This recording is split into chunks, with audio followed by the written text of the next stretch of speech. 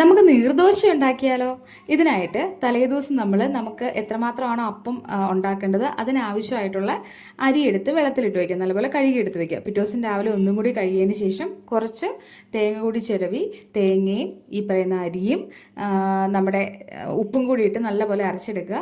അരച്ചെടുത്ത് കഴിയുമ്പോൾ ഇങ്ങനെ വരും. എന്നിട്ട് ഇതിനകത്തേക്ക് നമ്മൾ കുറച്ചും കൂടി വെള്ളം ആഡ് ചെയ്യണം കേട്ടോ. നീർദോശ എന്നാണ് ഇതിൻ്റെ പേര്. നീർദോശ എന്നാൽ വെള്ളം പോലെയുള്ള വെള്ളം ദോശ, അതായത് വെള്ളത്തിൻ്റെ ഇളവായിരിക്കും ഇതിൻ്റെ അകത്ത് കൂടുതൽ. എന്നിട്ട് നമ്മൾ എന്ത് ചെയ്യുക, നല്ല ചൂടായ നമ്മുടെ അപ്പച്ചട്ടിയിലേക്ക് എണ്ണ തേച്ചിട്ട് അതിൻ്റെ അകത്തേക്ക് നമ്മളിതിങ്ങനെ ഒഴിച്ചു കൊടുക്കുക. ഒഴിച്ചു കൊടുക്കുമ്പോൾ കേൾക്കുന്ന ഒച്ച നല്ല രസമായിട്ട് ഷീന്ന് ഒച്ച കേൾക്കും. എന്നിട്ട് അവിടെ ഇവിടെ ഉണ്ടാകുന്ന ചെറിയ ചെറിയ ഗ്യാപ്പുകൾ നമ്മളിങ്ങനെ ഫില്ല് ചെയ്ത് കൊടുക്കുക, അടച്ചു വയ്ക്കുക. അത്യാവശ്യം മുരിഞ്ഞ് വരുമ്പോൾ നമ്മളതെടുത്ത് വീണ്ടും മറിച്ചിടുക. അതിന് ശേഷം നമുക്ക് ഇഷ്ടമുള്ള സാമ്പാറിൻ്റെയോ ചട്നിയുടെയോ കൂടെ വിളമ്പാം. തലേദിവസം പിറ്റേ ദിവസത്തേക്കുള്ള അരിയൊക്കെ വെള്ളത്തിലിടാൻ മറന്നുപോയാൽ ഈ ഒരു ഐഡിയ നമുക്ക് ചെയ്യാം. പിന്നെ ഞാനിവിടെ ഇത് ഉണക്കലരിയിലാണ് ചെയ്തിരിക്കുന്നത്. ശരിക്കും പച്ചരിയിലാണ് കേട്ടോ ടേസ്റ്റ്. ഒരു പ്രാവശ്യം ട്രൈ ചെയ്തെന്ന് പറഞ്ഞാൽ നല്ല സ്വാദുണ്ട് കേട്ടോ. അപ്പോൾ അടുത്ത വീഡിയോയിൽ വീണ്ടും കാണാം. നമ്മുടെ വീഡിയോ ഇഷ്ടപ്പെടുന്നുണ്ടെങ്കിൽ ഉറപ്പായിട്ടും ഫോളോ ചെയ്യണേ, ലൈക്ക് ചെയ്യണേ, കമൻറ്റ് ചെയ്യണേ.